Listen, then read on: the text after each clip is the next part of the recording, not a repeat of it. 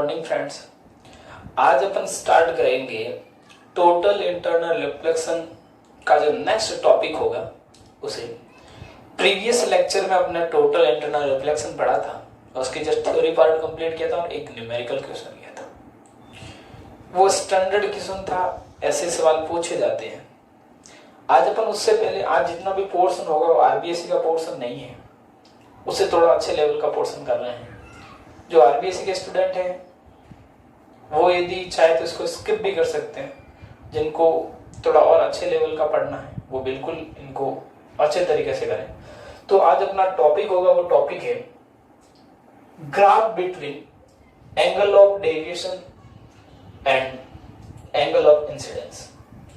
तो अपने को ग्राफ प्लॉट करना है किस किस के बीच में, एंगल ऑफ डेविएशन और एंगल ऑफ इंसिडेंस के बीच में। तो मैं एक बार एक्स अक्ष और वाई अक्ष के बीच में लाइन ड्रॉ कर लेता हूं। ये मेरा एंगल ऑफ डेविएशन, ये एंगल ऑफ इंसिडेंस, ठीक है। Angle of incidence.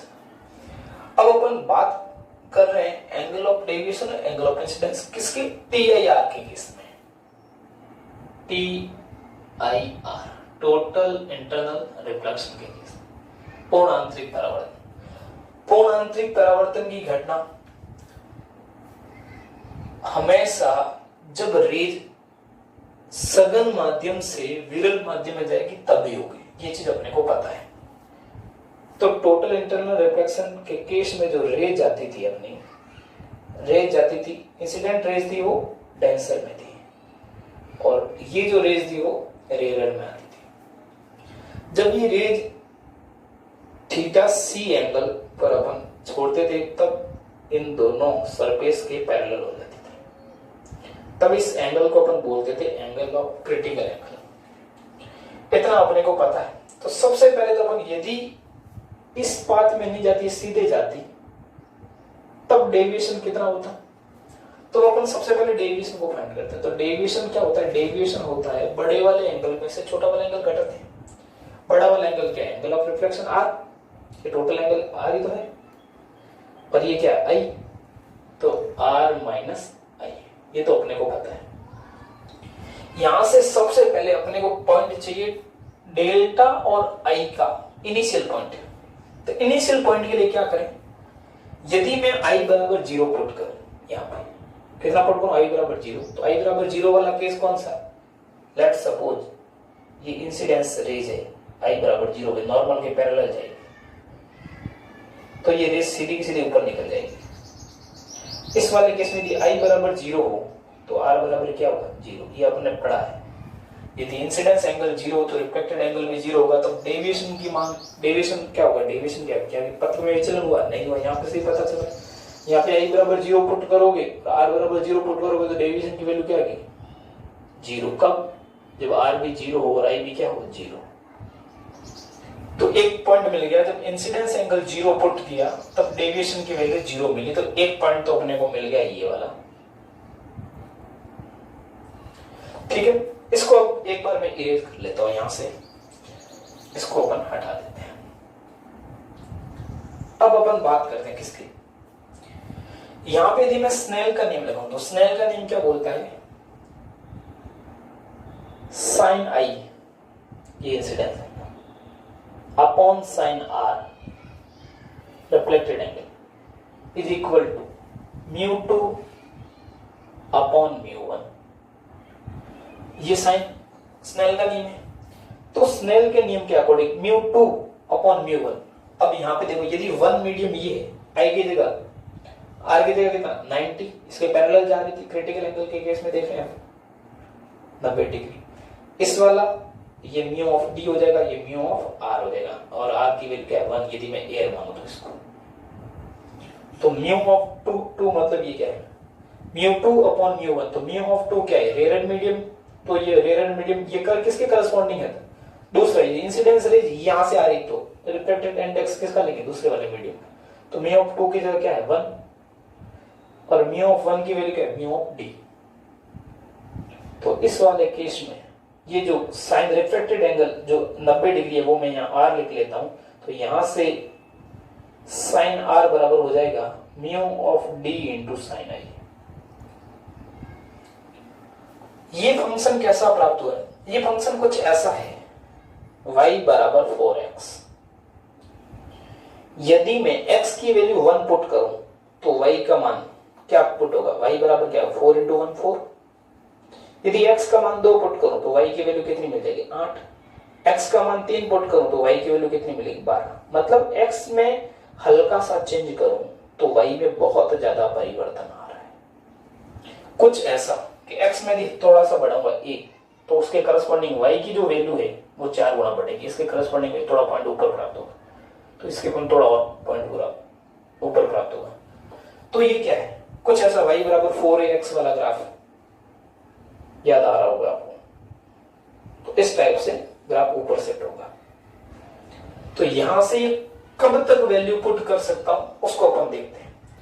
तो यहां से एक तो पॉइंट मिलेगा कि x i के करस्पॉन्डिंग जो डेविएशन होगा वो ऊपर उठेगा, क्योंकि r के करस्पॉन्डिंग यहां पे जब वैल्यू पुट करूं, जब i की वैल्यू, i की जगह क्या है x अक्ष, इसकी वैल्यू हल्की सी बढ़ी तो y की वैल्यू बहुत ज्यादा बढ़ रही, तो i की वैल्यू मैं थोड़ी सी बढ़ाऊं तो y की वैल्यू बहुत ज्यादा बढ़ रही है। इस केस में डेविएशन का मान भी बढ़ रहा है, डेविएशन का मान, दोनों का अंतर ही तो डेविएशन है, तो डेविएशन की वैल्यू भी बढ़ रही है। एक तो ये चीज पता चल गई। अब अपन बात करते हैं यहाँ पे ये कितने तक मैं बढ़ाऊं कितने तक। लेट्स सपोज अपने स्टार्ट किया था इंसिडेंस एंगल 0 पर, यहां से मैंने इसको हल्का सा बढ़ाया, फिर बढ़ाया, मैंने बढ़ाते बढ़ाते क्रिटिकल एंगल तक, थीटा बराबर थीटा सी, क्रिटिकल एंगल तक बढ़ाया। तो एक पॉइंट ले लेता हूं मैं थीटा ऑफ सी तक। तब देखो जब क्रिटिकल एंगल तक बढ़ाऊं तो ये रिफ्लेक्टेड रेज इन दोनों सतह के पैरेलल चली जाएगी। तब r की वैल्यू कितनी हो जाएगी? r हो जाएगा 90 डिग्री। तो यहां से डेविएशन के पॉइंट क्या मिले? जब इंसिडेंस एंगल थीटा ऑफ सी था तो r की वैल्यू मुझे मिली π/2 या 90 डिग्री। यही तो मेरा डेविएशन मिला। कब? जब इंसिडेंस एंगल बढ़ाते बढ़ाते थीटा सी पे रखा तो मुझे ये पॉइंट डेल्टा मिला π/2 माइनस थीटा सी। मान लो कि इसके करस्पॉन्डिंग ये कोई पॉइंट मिला मुझे π/2 माइनस थीटा ऑफ सी, और इसको इस दोनों के करस्पॉन्डिंग यदि मैं मिलाऊं इन दोनों को, लाइन को, तो ये जो पॉइंट मिला और इन दोनों को मैं ऐसे यहां मिला देता हूं। तो पहला इनिशियल यहां से 0 0 से मूल बिंदु से थीटा सी तक का तो सेटिंग मिल गई मुझे। अब आगे यदि मैं यहां से हल्का सा क्रिटिकल एंगल से थोड़ा सा यदि वैल्यू बढ़ा दूं तो अपने को पता है जब क्रांति कोण से अधिक कोण पर आपतित होगी रेज तो यहां से PIR की घटना हो जाएगी, पूर्ण आंतरिक परावर्तन रेज कैसे आ जाएगी? इस प्रकार से हो जाएगी। तब उस वाले केस में देखो जब रेज, जब मैं यदि थीटा ऑफ सी से थोड़ा सा आगे बढ़ाऊं, यदि इसको इंसिडेंस एंगल को थीटा ऑफ सी से हल्का सा आगे बढ़ाया तो ये रेज वापस उसी मीडियम में आ जाएगी। मतलब जानी कैसे चाहिए थी? सीधी आई कितनी? इस वाले मीडियम में। तब TIR होगा, रिफ्लेक्शन हो जाएगा। तो इस वाले केस में ये जो इंसिडेंस एंगल आई होगा उसी के बराबर रिफ्लेक्टेड एंगल हो जाएगा। आई रिफ्रैक्शन की घटना हो जाएगी, टोटल इंटरनल उसी माध्यम में वापस लौट आएगी। तब डेविएशन कितना हुआ? डेविएशन हुआ ये वाला, यहां से यहां तक ये डेविएशन है। और डेविएशन कैसे निकालते हैं? डेविएशन निकालते हैं टोटल यदि सीधी जाती तो कितना होता? 180, लेकिन ये आई और ये आई कितना? 2i। यही तो डेविएशन है। जो पूरे में से यदि इतना घटा दो तो यही तो डेविएशन आ जाएगा ये मेरा। तो -2 इंटू आई, ये मेरे पॉइंट मिल गए। कब? जब थीटा सी से थोड़ा सा एंगल अधिक ले, मतलब ये थीटा सी से यदि हल्का सा अधिक लो मैं, थोड़ा सा 0.001, तब मेरे को y अक्ष पे पॉइंट मिला 180 माइनस 2i। मान लो कि 180 माइनस 2i मेरा यहाँ बिंदु है। डेविएशन का कितना है? 180 मतलब पाई माइनस 2 ऑफ आई। किसके? थीटा सी से हल्का सा अधिक, मतलब इसके करस्पॉन्डिंग ही मुझे पॉइंट मिलेगा यहाँ पे। थीटा सी नहीं इंक्लूड करूंगा उससे थोड़ा सा अधिक, मतलब ये पॉइंट में इंक्लूड नहीं करूंगा तो मैं इसको यहाँ ऐसा ड्रॉ कर देता हूँ। ये पॉइंट इंक्लूडेड है, ये पॉइंट इंक्लूडेड नहीं है। अब ये कहां तक जाएगा उसको अपन देख लेते हैं। तो देखो यदि मैं आई की वैल्यू यहाँ कितनी, इसको बढ़ाते बढ़ाते बढ़ाते बढ़ाते 90 ले लो, कितनी लू? 90 आगे बढ़ाओ तो 90 इंटू 2 180, 180 में से 180 गया, डेल्टा की वैल्यू कितनी आई जाएगी? यदि मैंने यहाँ पे 90 लिया तो 2 इंटू 90 कितना हो? 180, 180 में से 180 घटा दो तो डेविएशन की वैल्यू आ जाएगी 0। किस केस में? जब आई बराबर 90 लिया। जब आई की वैल्यू मैं यहाँ पे ले लूँ 90 डिग्री, तब ये जो पॉइंट है वो मुझे डेविएशन क्या हो जाएगा? 0। मतलब ये एक्स अक्ष पे पॉइंट मिल जाएगा। कब? किस वाले केस में? जब डेविएशन इंसिडेंस एंगल की वैल्यू में क्या लूँ? 90। तब यहां से ये जो ग्राफ कैसा है, ये देखो delta deviation is equal to 180 minus 2 है। ये कुछ ऐसा है, y बराबर mx प्लस सी, जहां m क्या है? ऋणात्मक। ये इस टर्म्स का स्ट्रेट लाइन का ग्राफ मिल रहा है जिसकी स्लोप क्या है? नेगेटिव। तुलना करो, और c क्या है? 180। तो यहां से नेगेटिव स्लोप की एक स्ट्रेट लाइन मिलेगी, वो ऐसी मिलेगी। तो ये जो पॉइंट मिलेगा, ये पॉइंट मिलेगा मुझे 90 डिग्री पे। तो कुछ ऐसा होगा। अब इसमें थोड़ा ध्यान रखना, ये पॉइंट इंक्लूडेड है, ये पॉइंट इंक्लूडेड नहीं है। पर ये जो शिफ्टिंग इतनी क्यों रखी, इसको अपन देखते हैं। ये शिफ्टिंग इतनी क्यों रखी? देखो, यदि इंसिडेंस एंगल क्रिटिकल एंगल के बराबर था, तब तक तो रेज कैसे थी? यहां पे। इससे थोड़ा सा भी अधिक बढ़ाया, मतलब माना कि 30 डिग्री इंसिडेंस, मैंने 30.001 कर दिया, तब ये रेज ऐसे ना जाके पुनः उसी माध्यम में लौट आएगी। यही तो है TIR। तब मतलब इतना सा अंतर, बहुत ज्यादा अंतर आ गया है, ये वाला इतना सा अंतर आ गया।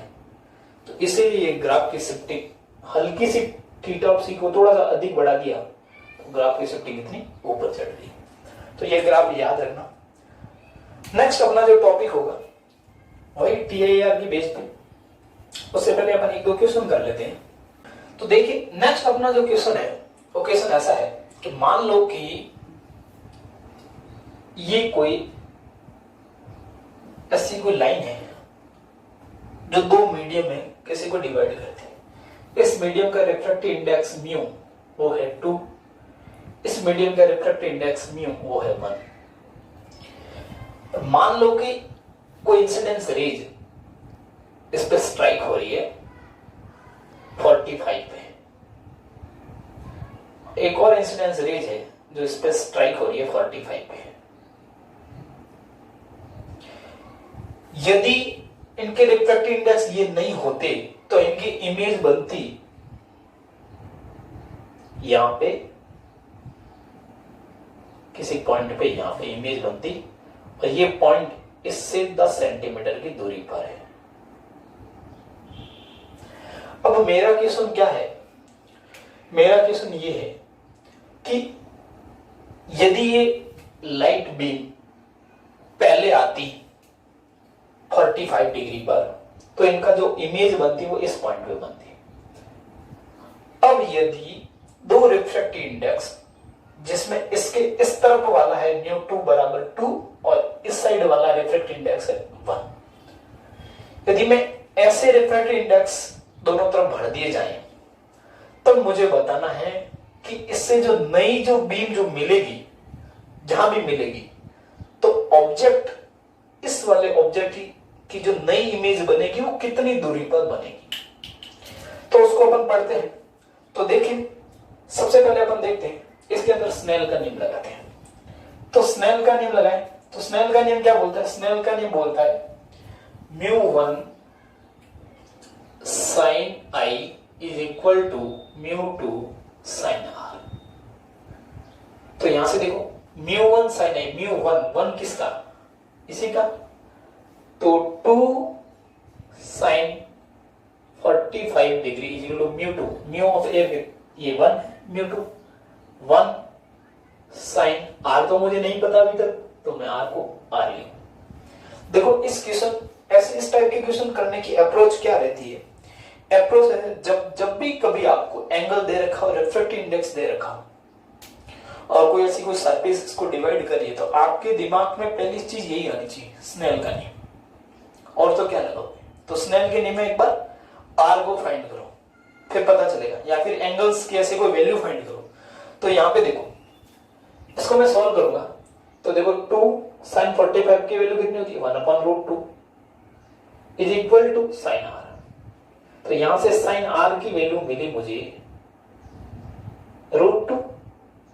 √2 की वैल्यू कितनी होती है? sin R is equal to मिला 1.414।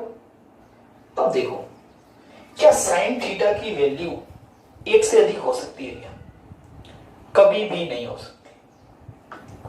साइन थीटा की वैल्यू होती है -1 से 1 के बीच में, लेकिन ये वैल्यू कितनी है? 1 से अधिक है। जब भी कभी साइन थीटा की वैल्यू 1 से अधिक आ जाए, मतलब वहां पे TIR होगा। ये लाइन ध्यान से सुनना। जब भी ऐसी कंडीशन आ गई कि थीटा की वैल्यू एग्जिस्ट ही नहीं कर रही है, मतलब वहां पे TIR होगा। TIR होगा तो ये वाला जो मीडियम है वो मिरर की तरह काम करेगा। देखो TIR क्या था, आपने TIR पढ़ा था। एक डेंसर मीडियम था, एक रेज गई नॉर्मल के सापेक्ष, यदि थीटा सी से थोड़ा सा अधिक लिया था तो रेज वापस उसी मीडियम में आ गई थी। मतलब ये कैसा था? कांच की भांति एक मिरर की तरह व्यवहार किया ना। तो मतलब ये जो सरफेस होगी वो कैसी बिहेवियर करेगी? मिरर की भांति। यदि ये मिरर है, प्लेन मिरर है, तो जितनी दूरी पे जो आपका ऑब्जेक्ट मिला उतनी ही दूरी पे पीछे इसकी इमेज बनेगी।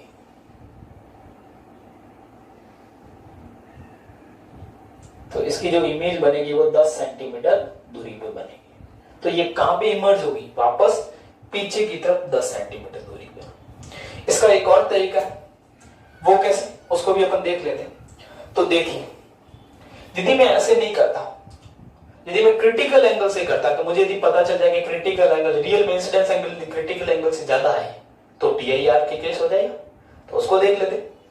तो उसको देखो, अपने को पता है कि अपने क्रिटिकल एंगल का एक फॉर्मूला पढ़ा था, sine theta of C is equal to mu of दूसरा मीडियम, मतलब म्यू ऑफ 1, ये दूसरा other medium, mu of 2 upon mu of 1, ऐसे बोल दो। ये 2 और ये 1 है। तो यहां पे इसकी वैल्यू क्या होगा? Sine theta of C is equal to, इसका रिफ्रैक्टिव इंडेक्स क्या है? 1 अपॉन इसका रिफ्रैक्टिव इंडेक्स क्या है? 2। आपने फॉर्मूला तो ऐसा पढ़ा था, sine theta of C is equal to 1 upon mu of D। याद आ रहा होगा, क्योंकि ये था रेयर मीडियम, ये था डेंसर मीडियम। अपना ये क्या है? रेयर है 2 और 1 क्या है? डेंसर। तो किस एंगल की वैल्यू 1/2 होती है? आपको पता है sine theta C is equal to sine 30 degree की वैल्यू 1/2 होती है। मतलब थीटा ऑफ C कितना है? 30 डिग्री। मतलब क्रिटिकल एंगल कितना है? 30 डिग्री। लेकिन यहां पे एंगल इंसिडेंस कितना है? 45। ये क्या है? क्रांति कोण से अधिक कोण है। जब भी क्रिटिकल एंगल क्रांति कोण से अधिक कोण दिया जाए तो वहां पे क्या होता है? TIR। मतलब पुनः उसी माध्यम में प्रकाश की किरण आ जाएगी और ये सरफेस कैसा बिहेवियर करेगी? एक प्लेन मिरर की तरह। ठीक है।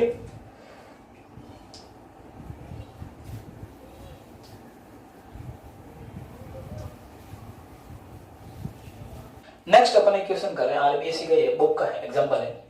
यदि हीरे का अपवर्तनांक 2.42 दे रखा है, अपवर्तनांक म्यू दे रखा है, म्यू ऑफ डायमंड, तो इसके लिए critical angle theta of C की वैल्यू मुझे ज्ञात करनी है। तो देखिए, अपने को पता है कि जो क्रिटिकल एंगल का जो फॉर्मूला होता है, sine theta of C is equal to 1 upon the refractive index. Refractive index कितना देगा? यहां लिख देता हूं, म्यू ऑफ D। तो sine theta of C is equal to 1 upon 2.42। यदि मैं पॉइंट हटाऊं तो ऊपर हो जाएगा 1000 में 242 का भाग दो। यदि ये 250 होता तो एग्जैक्ट 4 बार ज्यादा नहीं, 250 से थोड़ा सा कम है, तो ये वैल्यू 4 से थोड़ी सी ज्यादा आएगी, 0.4 से, सॉरी 0.413। तो यहां से थीटा ऑफ C हो जाता साइन इनवर्स 0.413, जिसकी अप्रोक्सीमेशन जो वैल्यू होती है 24.4 डिग्री। यहां से थीटा ऑफ C क्या है? 24. नेक्स्ट अपना जो क्वेश्चन है, अच्छा क्वेश्चन कर लेते हैं, अच्छे लेवल का है और जनरल क्वेश्चन है, कई दफा एग्जाम में पूछा भी है। क्वेश्चन कैसा है कि कोई दो वेवलेंथ लाइट की, मान लो कि λ1 और λ2 दे रखी है, 3 3500 एंगस्ट्रॉम और 7000 एंगस्ट्रॉम। किसी सरफेस पे स्ट्राइक हो रही है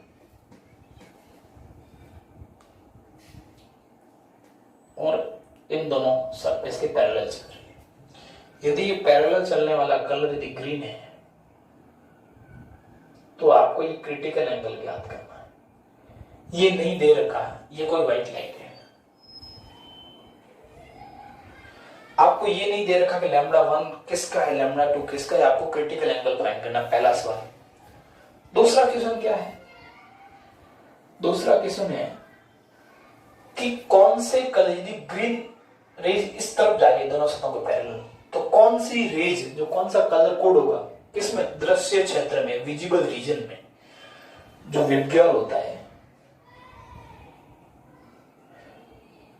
तो विबग्योर के अकॉर्डिंग यदि ग्रीन लाइट के लिए थीटा ऑफ सी है, क्रिटिकल एंगल दे रखा है, तो किस वाले कलर कोड के लिए TIR होगा और किस वाले कलर कोड के लिए TIR नहीं होगा। अपना क्वेश्चन ये है। तो सबसे पहले तो थीटा ऑफ सी निकालते हैं। तो देखो, थीटा ऑफ सी निकालने के लिए आपको स्नेल के नियम की याद दिला देता हूं। स्नेल का नियम क्या बोलता है? साइन आई बट्टे sine R is equal to μ2 upon μ1, जिसका एंगल उसी की वेलोसिटी, तो v1 अपॉन v2, उसी की वेवलेंथ λ1 अपॉन λ2। जो इंसिडेंस एंगल होगा उसी की वेवलेंथ, जो रिफ्रैक्टेड एंगल उसी की वेवलेंथ, और रिफ्रैक्टेड इंडेक्स जस्ट उल्टे होते थे, जिसका इंसिडेंस एंगल उसके सामने वाले का रिफ्रैक्टेड इंडेक्स। अब इस फॉर्मेट में अपने स्नेल का नहीं पढ़ा था, अब इसको यहां अप्लाई करते हैं। तो साइन आई, इंसिडेंस एंगल कितना, क्रिटिकल एंगल,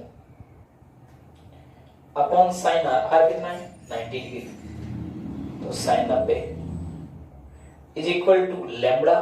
अब यहाँ तो μ1 μ2 दे नहीं रखे, v1 v2 दे रखे, किस में, λ1 λ2 दे रखे, तो यहाँ पे लगते हैं अपन इंसिडेंस एंगल, मतलब जो आपतित एंगल, जिस और से रेज आ रही है उसी का λ1। तो मैं लिख लेता हूँ λ1 अपॉन λ2। अब इनकी वैल्यू रखते हैं। अब देखते हैं λ1 किसका, λ2 किसका है, ये अपने को नहीं पता, यहां से सीधी वैल्यू नहीं लिखनी है, किसका λ1 है किसका λ2। देखो, तो देखिए यहां से अपन चेक करते हैं। अपने को पता है यदि ये वाला आर था ना, ये स्नेल के नियम में ये वाला रेयर मीडियम था, आपको पता होगा, उसी वाले केस के लिए ये रेयर मीडियम था, वेलोसिटी भी रेयर मीडियम में थी, और ये जो रिफ्रैक्टिव इंडेक्स किसका था, डेंसर का था। तो जिस मीडियम का इंसिडेंस एंगल लेते थे रेयर का, उसी के करस्पॉन्डिंग आपको वेवलेंथ लेनी थी, और उस मीडियम में, रेयर मीडियम में वेवलेंथ ज्यादा होती है, डेंसर मीडियम में वेवलेंथ कम होती है। तो यहाँ पे ये मीडियम TIR के लिए मीडियम कैसा है, डेंसर।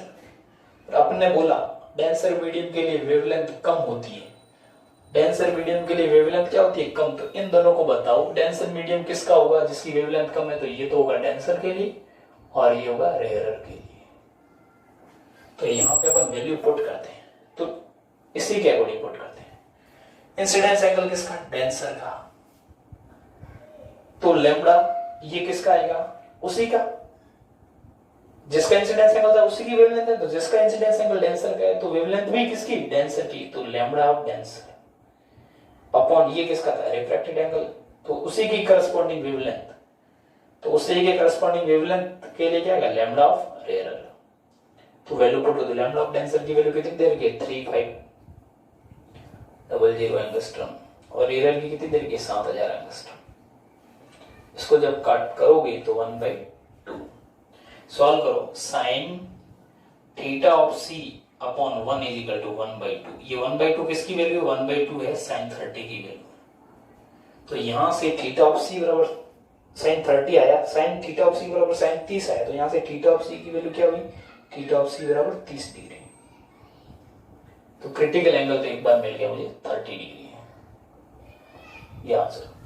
अब सेकंड वाला केस, तो ग्रीन रे का क्रांतिक कोण मिल गया मुझे 30 डिग्री, तो कौन सी रेज होगी जिसका TIR होगा, कौन सी रेज होगी जिसका TIR नहीं होगा, उसको अपन चेक करते हैं।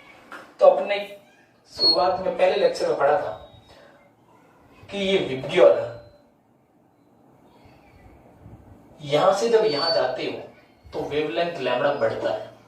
इस कलर की कितनी थी 3800 एंगस्ट्रॉम, इसकी कितनी थी 7800 एंगस्ट्रॉम। यहां से यहां तक जाओगे तो लैम्बडा बढ़ती है। इतना आपने पढ़ रखा है। और एक चीज बताओ इससे क्या करस्पॉन्डिंग स्नेल के नियम के अकॉर्डिंग देखो, स्नेल का नियम क्या बोलता है कि रेयरर मीडियम है तो उसकी वेवलेंथ ज्यादा होगी, वेलोसिटी ज्यादा होगी, रिफ्रैक्टिव इंडेक्स कम होगा। मतलब यदि रेयरर मीडियम में इंसिडेंस एंगल बढ़ेगा तो लैम्बडा भी बढ़ेगा, वेलोसिटी बढ़ेगा, लेकिन रिफ्रैक्टिव इंडेक्स क्या होगा कम। ये अपने स्नेल के नियम में पहले भी देख रखा था, हमने को ये पता भी होना चाहिए। तो यहां से देखो जिसके लिए लैम्बडा बढ़ेगा